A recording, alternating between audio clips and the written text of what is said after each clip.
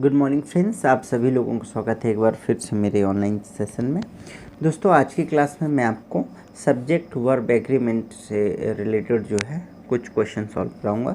दोस्तों देखिए, इस चैप्टर में मेनली मैं आपको सीधे सीधे बता दूं कि आपको क्या करना है। आपके अपने सब्जेक्ट के करस्पॉन्डिंग कौन सी हेल्पिंग वर्ब इस्तेमाल होगी, उससे रिलेटेड आज का हमारा टॉपिक है। दोस्तों देखिए, अभी आपके जो भी एग्ज़ाम भी फ़िलहाल होने वाले हैं मध्य प्रदेश के अंतर्गत, आपका ग्रुप 4 का एग्ज़ाम है और अभी फ़िलहाल MP टेट ग्रेड 2 है ना, वर्ग 2 का एग्ज़ाम है। उसमें देखिए कुछ क्वेश्चंस आपके ऐसे आ जाते हैं जो बहुत ही सिंपल होते हैं, बट जो ह्यूमन एरर के कारण क्या होता है, कई बार आप बहुत सिंपल क्वेश्चंस में मिस्टेक कर देते हो। तो आज का जो मेरा टॉपिक है कि आपको क्या करना है, आपको सब्जेक्ट के रिगार्डिंग कौन सा आपका हेल्पिंग वर्ब आएगा, उस पे आपका इशू। चलिए शुरू करते हैं।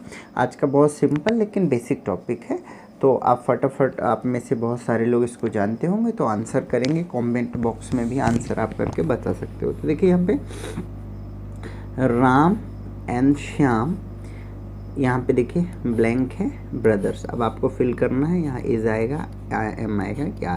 तो देखिए सिंपल प्रोसेस है। यदि आपके दो सब्जेक्ट किससे जुड़े हैं, एंड से जुड़े हैं, इस स्थिति में हम समझिए कि यदि एंड है, एंड का मतलब क्या होता है, और, है ना। जब भी एंड से जुड़ा है it means both the subjects are countable. आपको दोनों सब्जेक्ट काउंट करना है। तो ये 1 + 1 = 1 + 1 2 मीन्स प्लूरल, ठीक है। तो देखिए यहाँ पे आप समझ जाएंगे कि जब भी दो सब्जेक्ट एंड से जुड़े हैं, इसका मतलब आपका सब्जेक्ट क्या होगा, प्लूरल। और प्लूरल के यहाँ पे देखिए आपको पता, आई के साथ एम लगता है, सिंगुलर के साथ इज लगता है, तो यहाँ पे आपका आंसर क्या है, आर, ठीक है। चलिए दोस्तों, चलते हैं अगले क्वेश्चन की तरफ। Slow and steady blank the race. अब यहाँ पे आपको बताना है win the race, wins the race और विनिंग। बहुत सिंपल क्वेश्चन है। तो देखिए यहाँ पे यदि आपको पुराने क्वेश्चन के हिसाब से मैं देखूँ, एंड से जुड़ा है तो 1 + 1 इस हिसाब से प्लूरल होना चाहिए। तो आपको पता है प्लूरल के साथ क्या होता है, SES नहीं लगेगा, उस हिसाब से आपका विन आंसर हो सकता है, ठीक है। लेकिन यहाँ पे आपका आंसर क्या है, विंस है, ठीक है। Slow and steady wins the race. देखिए आपको पहली चीज़ तो ये ध्यान रखना है, ये जो है सहज पक्के सो मीठा होए। जो स्लो एंड स्टडी है ये एक क्या है, एक इडियम्स है ना। और चूँकि इडियम्स जो है वो हम ग्रामर के अकॉर्डिंग चेंज नहीं कर सकते हैं, ये आपको पता होना चाहिए। ये एक फ्रेज़ है, इडियम्स है, जिसको हमको इसी तरीके से लिखना है, ठीक है ना। Slow and steady wins the race, ये फिक्स है, इसको आप चेंज नहीं कर सकते हो, ठीक है। यदि ये नॉर्मल तरीके से लिखा रहता तब आप ज़रूर चेक करते कि 1 1 + 2 मतलब प्लूरल है और यहाँ पे विन आना चाहिए, ठीक है दोस्तों। तो ये आपको पता होना चाहिए।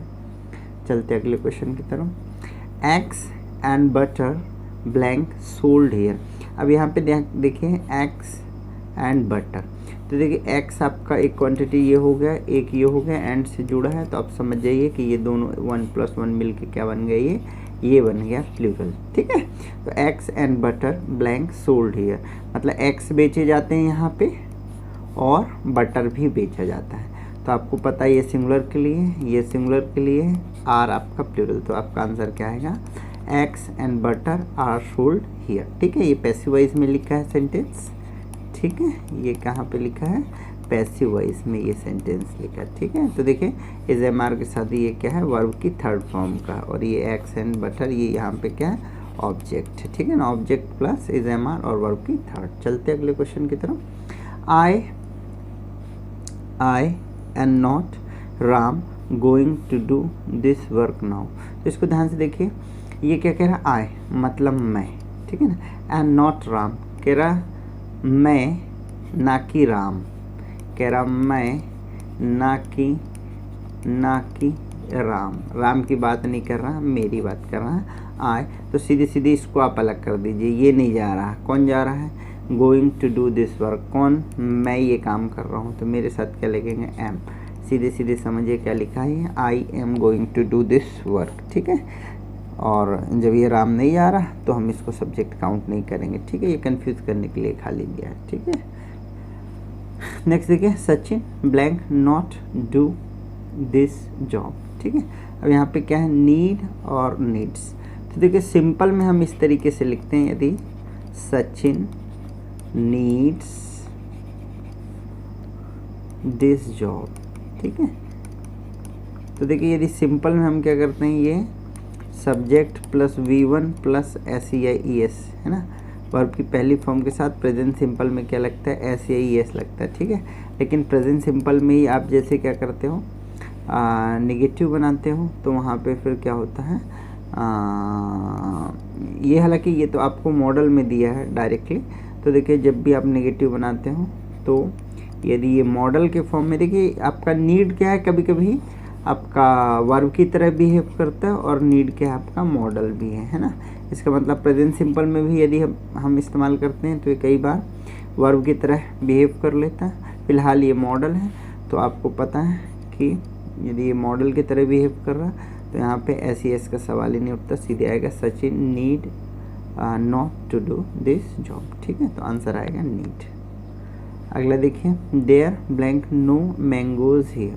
ठीक है, तो देखिए देयर, अब यहाँ पे इज, एम का तो सवाल नहीं, क्योंकि एम कहाँ लगता है, इसके साथ। ठीक है, या तो इज आएगा या तो आर आएगा। अब आपको ध्यान रखना है, देयर का यूज़ हम क्यों करते हैं, देयर क्या करता है, it is use to start the sentence, है ना। सेंटेंस को स्टार्ट करने के लिए देयर का यूज़ करते हैं। तो देयर का यूज़ हम किसके साथ करते हैं, देयर का इस्तेमाल हम सिंगुलर के साथ भी कर सकते हैं और प्लूरल के साथ। मतलब ऐसा भी बोल सकते हैं देयर इज़, और ऐसा भी बोल सकते हैं देयर आर। अब आपको देखना है कौन सा आएगा। तो यहाँ देखिए खाली ये कहता है नो मैंगोज। ठीक है, तो चूंकि ये किसके रिगार्डिंग बता रहा, प्लूरल से, इसका मतलब क्या आना चाहिए, there are no mangoes here. ठीक है, तो यदि इज यदि आंसर होता तो क्या होता, देयर इज़ नो मैंगो। कैसे आंसर बनता, देयर इज़ नो मैंगो। चूँकि यहाँ प्लूरल है तो अब समझ जाइए कि यहाँ पे क्या देना चाहिए, देयर आर नो मैंगोज है, यहाँ पे कोई भी मैंगोज नहीं है। ठीक है, चलते अगले क्वेश्चन की तरफ। There blank a boy and a girl playing in the field. Again देखें, एक लड़का और एक लड़की, दो लोगों की बात कर रहे हैं। देयर मैंने आपको बता दिया कि देयर आपका क्या हो सकता है, सिंगुलर भी हो सकता है, प्लूरल भी हो सकता है। ठीक है, तो यहाँ 1+1, ये प्लूरल ऑलरेडी दिख रहा है, इसका मतलब प्लूरल वाला कौन सा ऑप्शन है, ये there are a boy and a girl playing in the field. कौन खेल रहा है, एक लड़का और एक लड़की, दो लोग फील्ड में जो है खेल रहे हैं। इसका मतलब समझिए कि किसकी बात कर रहा है, देयर आर। ठीक है, चलते अगले क्वेश्चन की तरफ। The number of persons engaged blank 60। जो किसी काम में जो लोग कितने इंगेज थे, 60 लोग। तो देखिए यहाँ पे हम पर्सनल प्रोनाउन, देखिए एक चीज़ तो मैं बता दूं कि आपको मैंने पर्सनल प्रोनाउन के सभी वीडियोस बनाए हैं। ये कुछ क्वेश्चंस आपके पर्सनल प्रोनाउन से आ रहे हैं, तो इसका मैंने सेपरेट आपको वीडियो ऑलरेडी बना दिया है, तो वो सेशन आप देख सकते हो। ठीक है, फिलहाल देखिए द नंबर ऑफ। तो देखिए यहाँ पे एक तो होता है आपका अ नंबर ऑफ। ठीक है, क्या होता है, अ नंबर ऑफ, और दूसरा होता है द नंबर ऑफ। ठीक है, ये आपको ध्यान रखना है, एक होता है अ नंबर ऑफ, दूसरा होता है द नंबर ऑफ। तो देखिए अ नंबर ऑफ और द नंबर ऑफ दोनों एक दूसरे के अपोजिट होते हैं। इसको आप पकड़ लीजिए, अ नंबर ऑफ, ये एक का साउंड देता है लेकिन होता ज़्यादा है, एक के अगेंस्ट में ज़्यादा। समझिए अ नंबर ऑफ क्या होता है, प्लूरल होता है। ठीक है, और अ नंबर ऑफ को जस्ट अपोजिट क्या होता है, द नंबर ऑफ, तो ये होता है सिंगुलर। ये आपको ध्यान रखना। ठीक है, तो जो अ नंबर ऑफ होता है वो हमेशा क्या होता है, सिंगुलर होता है। तो द नंबर ऑफ क्या होता है, सिंगुलर होता है। तो सिंगुलर वाला आपका कौन सा आंसर है, वॉज। ये आपको ध्यान रखना पड़ेगा, द नंबर ऑफ हमेशा क्या होता है, singular. The number of person engaged was 60। ठीक है, भले यहाँ पर्सन आपको प्लूरल दे रहा है, उससे आपको लेना देना नहीं है। आपको क्या देखना है, द नंबर ऑफ हमेशा क्या होता है, सिंगुलर। द नंबर ऑफ क्या होता है आपका, सिंगुलर होता है, अ नंबर ऑफ प्लूरल होता है। ठीक है, चलते अगले क्वेश्चन की तरफ। Each of us to appear at the exam. अब आपको देखना है ईच ऑफ, हम में से प्रत्येक। अब देखिए ईच क्या है, ईच इसका भी मैंने अलग से वीडियो बना रखा है। ईच होता है आपका डिस्ट्रीब्यूटिव प्रोनाउन। कौन सा प्रोनाउन है, डिस्ट्रीब्यूटिव प्रोनाउन। कौन कौन सा होता है distributive pronoun, each, either, neither और नन। ठीक है, ये सभी क्या होते हैं, डिस्ट्रीब्यूटिव प्रोनाउन होते हैं। और आपको ध्यान रखना है ये हमेशा क्या होते हैं, सिंगुलर होते हैं। क्या होते हैं, ईच, आइदर, नाइदर, नन, ये हमेशा क्या होते हैं, they are always counted singular. तो देखिए यहाँ सिंगुलर वाला ऑप्शन कौन सा, हैज़, ठीक है। Each of us has to appear at the exam, ठीक है। चलते अगले क्वेश्चन की तरफ। Nothing but adventures liked by them. देखिए नथिंग कुछ नहीं, बट एडवेंचर कुछ नहीं की बात कर रहा है, केवल यहाँ पे ओनली, बट का यहाँ पे सेंस क्या है, ओनली, केवल एडवेंचर और कुछ भी नहीं, लेकिन उसको क्या पसंद है, केवल उनके द्वारा क्या पसंद किया जाता है, एडवेंचर्स। एडवेंचर्स यहाँ पे क्या है, ये प्लूरल है, तो प्लूरल के लिए एक तो ये है आर है और दूसरा हैव, ठीक है। तो यहाँ पे क्या है, एडवेंचर्स आर लाइक्ड बाय क्या है, देम। यहाँ पे जो ज़्यादा सुटेबल है वो क्या है, आर है, ठीक है। क्योंकि देखिए ये बाय देम लिखा है ना, तो ये इससे हमें पता चल गया कि ये कौन सा है, पैसिव वॉइस में लिखा है, ठीक है। अब हमारे पास प्लूरल एक तो आर है, दूसरा हैव है। तो देखिए पैसिव वॉइस में यदि प्लूरल ये आंसर होता तो केवल हैव नहीं होता, पैसिव वॉइस में यहाँ पे क्या होता, बोले हैव बीन होता। क्लियर, तो हमें पता चल गया हमारा आंसर केवल और केवल क्या है, आर, ठीक है। चलते अगले क्वेश्चन की तरफ। The mother as well as her children completed the work.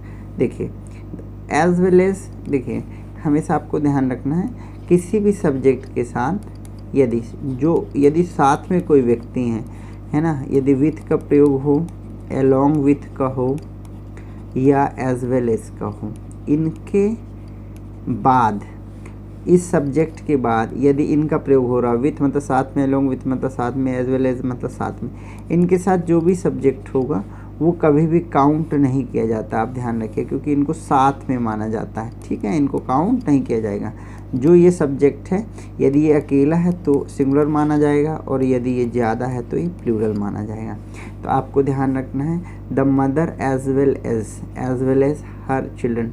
तो देखिए मदर गए और बच्चे गए, तो हैं तो ज़्यादा लोग, लेकिन इसके बाद जो है हम सब्जेक्ट काउंट नहीं करते। तो यहाँ पर देखना है कि मुख्य केवल कौन है, द मदर। द मदर मतलब एक ही व्यक्ति की बात कर रहे हैं, मतलब सिंगुलर। और सिंगुलर के हेल्पिंग वर्ब आपको देखना है, एक तो ये है, दूसरी तो ये है, मतलब इसकी संभावना समाप्त, इसकी संभावना समाप्त। अब क्या होना चाहिए, द मदर। अब चूंकि वर्ब की थर्ड फॉर्म है, ठीक है, और ये एक्टिव वॉइस में क्या है, थर्ड फॉर्म कहाँ लगता है, प्रेजेंट परफेक्ट में। तो क्या होना चाहिए, the mother has completed the work, ठीक है। ये आपका आंसर है। अगला क्वेश्चन देखते हैं। Many a man engaged here today. तो देखिए मैनी अ मैन, ये आपको ध्यान रखिए, ये भी कभी भी ध्यान रखें, ये जो many a man, many a player, इस तरीके से कुछ भी आपको यहाँ पे नाउन देता है, ठीक है, तो हमेशा ध्यान रखना है, ये आपको हमेशा आपको ये याद रखना है। ये देखने से तो मैनी ज़्यादा लगता है, लेकिन ये many a man, many actor, ये हमेशा क्या होता है, सिंगुलर होता है। ये आपको ध्यान, जस्ट अपोजिट होता है। तो मैनी अ मैन ये होगा सिंगुलर। सिंगुलर के ऑप्शन एक तो ये है, एक तो ये है, इसकी संभावना समाप्त, इसकी संभावना समाप्त। अब आपको बताना है इज आएगा कि वॉज आएगा। अब यहाँ पे देख लीजिए, many a man engaged here today, चूँकि ये क्या कर रहा है, टुडे, आज की बात कर रहा है, इसका मतलब ये पास्ट की भी संभावना समाप्त हुई। मेरा आंसर केवल क्या बनेगा, इज।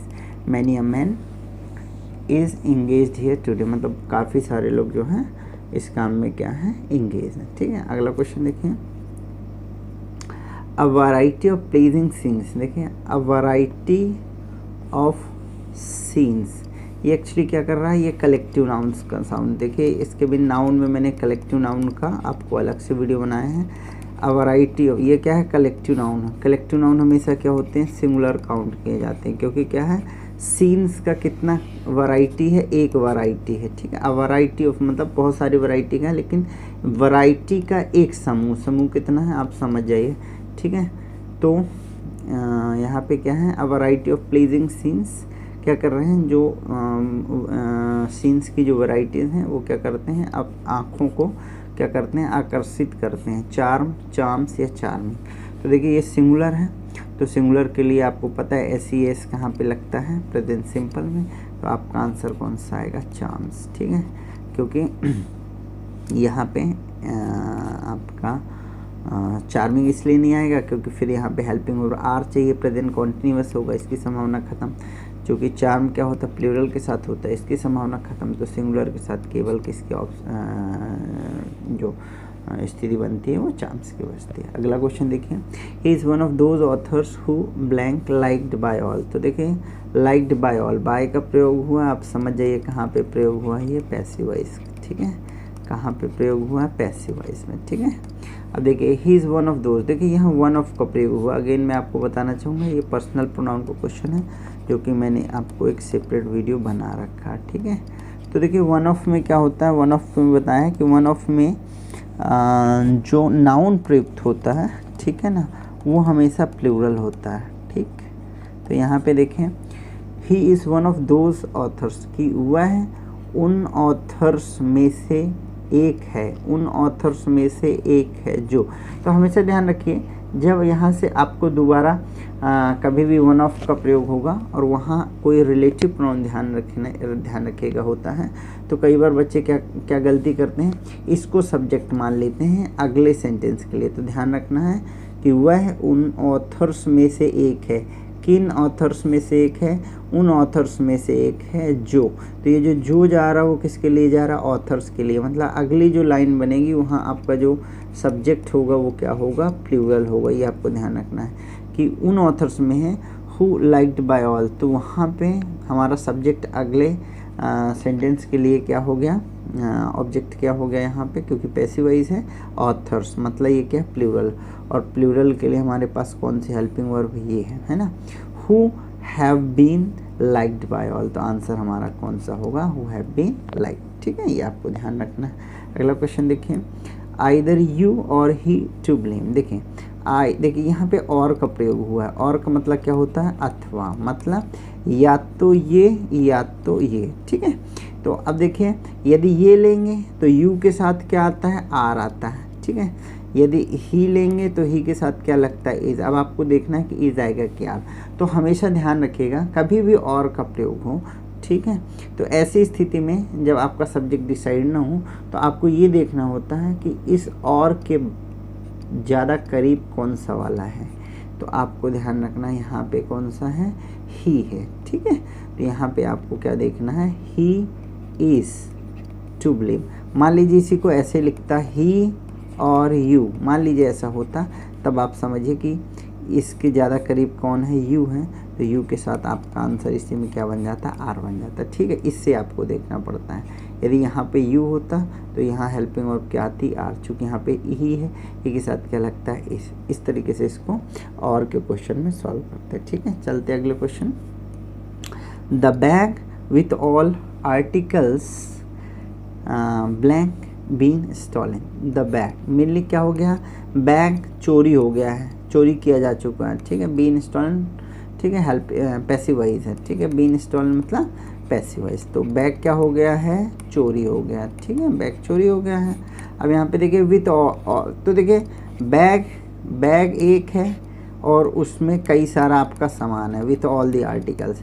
तो आपको इसको नहीं देखना है कितना बैग चोरी गया है, एक बैग की बात कर रहा है, द बैग, ये बैग चला गया, विथ ऑल आर्टिकल्स इसको भूल जाइए। तो द बैग है ना, बैग हैज़ बीन स्टॉलन, एक बैग की बात कर रहा, बैग्स तो बोल नहीं रहा कि ज़्यादा बैग है, बैग के अंदर चीज़ें, हमें उससे लेना देना नहीं है। बैग चोरी हो गया है आर्टिकल्स के साथ, ठीक है। तो कुल मिला के क्या बताना है, बैग चोरी हो गया, the bag has been stolen, ठीक है। अगला क्वेश्चन देखिए, bread and butter blank his favourite dish.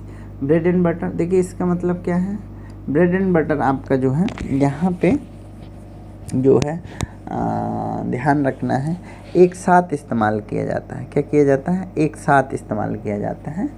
तो ब्रेड एंड बटर, अब देखो देखने से तो लगता है 1+1 है, लेकिन ये ब्रेड एंड बटर का मतलब होता है रोजी रोटी, ठीक है। तो यहाँ पे हम इसको एक साथ इस्तेमाल करेंगे तो सिंगुलर के जैसा बिहेव करेगा, ठीक है, क्योंकि ये अलग अलग नहीं है। रोजी रोटी हम क्या करते हैं, एक साथ करते हैं। जैसे जो भी आपका जो जॉब रहता है, एक जॉब करते हैं उसको हम कहते हैं ये मेरी रोजी रोटी है ना। तो जब आप रोजी रोटी कहते हो तो इसका ये मतलब नहीं कि दो अलग अलग चीज़ें, एक ही चीज़ के लिए आप रोजी रोटी का प्रयोग करते हो एज एक कहावत के रूप में, इडियम्स के रूप में। तो ध्यान रखना यहाँ पे क्या आएगा, हैज़ आएगा, ठीक है। हालांकि ये कुछ मुझे मिसप्रिंट लग रहा, खैर उससे दिक्कत नहीं, आपको ध्यान रखना कि जो ऑप्शन है वो सिंगुलर वाला ही आएगा। ब्रेड एंड बटर जब भी आएगा तो सिंगुलर वाला, ठीक है। इसको मैं चेक कर लूँगा, शायद मुझे कुछ ऑप्शंस में कुछ गड़बड़ी लग रही, ठीक है। बट आपको ये इसमें कोई दिक्कत नहीं कि ये आएगा सिंगुलर ही, ठीक है।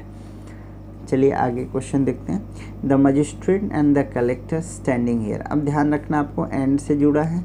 अब देखिए कभी भी दो पोस्ट आपको दे रही हूँ तो आपको ये ध्यान रखना है कि द दोनों में आपको दिया है कि द मजिस्ट्रेट द कलेक्टर, इसका मतलब है 2 बार द दिया है, इसका मतलब 2 अलग अलग व्यक्ति हैं। 2 अलग अलग व्यक्ति मतलब हो गया प्लूरल, और प्लूरल के लिए हमारे पास कौन सी हेल्पिंग वर्ब है, are. The magistrate and the collector are standing here. इसी में कई बार क्या दे देता है, द मजिस्ट्रेट एंड कलेक्टर, कई बार ऐसा हो जाता है। तो आप समझिए कि वो एक ही, अगर एक बार दा लिखा है इसका मतलब एक ही व्यक्ति है, और 2 बार दा लिखा है मतलब 2 अलग अलग व्यक्ति हैं। तो यहाँ पे 2 अलग अलग व्यक्ति हैं, तो यहाँ पे हेल्पिंग वर्ब क्या आएगी, प्लूरल के अकॉर्डिंग आएगी, ठीक है दोस्तों। तो ये आपका 18 नंबर को क्वेश्चन हो गया। चलते अगले क्वेश्चन की तरफ। One of my friends gone to Britain. अब देखिए यहाँ पे ध्यान रखिए, जब भी हम इस तरीके से वन ऑफ का प्रयोग करते हैं, he is one of my friends, ठीक है। तो यहाँ पे ये जो नाउन होता है, ये हमने आपको पिछले क्वेश्चन बताया था, ये हमेशा क्या होता है, प्लूरल होता है, ठीक है ना। लेकिन अब यहाँ पे हमने क्या लिखा है, ये इस तरीके से नहीं, केवल हमने इसको क्या, वन ऑफ माई फ्रेंड्स मतलब मेरे दोस्तों में से एक, वन मतलब एक व्यक्ति गया है, ठीक है। तो इस स्थिति में ये क्या हो गया, आपका सब्जेक्ट क्या हो गया, सब्जेक्ट हो गया हमारा सिंगुलर। ध्यान रखिए दोनों अलग अलग चीज़ें, ठीक है। कई बार इसमें कन्फ्यूज़न हो जाती है। तो सिंगुलर के लिए हमारे पास कौन सा ऑप्शन है, has. One of my friends has gone to Britain, ठीक है। अगला क्वेश्चन देखिए। The Himalayas blank the ranges of mountains, ठीक है। तो यहाँ पे द हिमालयाज क्या है, हमेशा आपका प्लूरल काउंट होता है, क्योंकि ये क्या होता है, ये आपका ऑलरेडी क्या होता है, सीरीज ऑफ इवेंट से मिलके बना होता है। माउंटेन चेन ऑफ जो है माउंटेन से मिलके बना है। तो the Himalayas are the ranges of mountain, ठीक है। बहुत सारे माउंटेन से मिलके बना है, ये आपका प्लूरल, ठीक है दोस्तों। तो देखिए आज की क्लास में मैंने क्या देखा, मेनली किस तरीके से आपके सब्जेक्ट से रिलेटेड हेल्पिंग वर्ब आपको प्रयोग होंगे, वो आपको कैसे रिपीटली देखना है, ठीक है। नेक्स्ट लेक्चर में और मैं आपको बाकी बचे हुए जो अरेंजमेंट्स हैं उनको भी लेकर के आऊँगा। तो दोस्तों यदि आपको ये सेशन पसंद आया हो तो प्लीज़ चैनल को लाइक करें, कोई इश्यू है तो कमेंट करके मुझे सूचित करें, और आप ज़्यादा से ज़्यादा लोगों को इसको शेयर करें। Thank you very much. जय हिंद।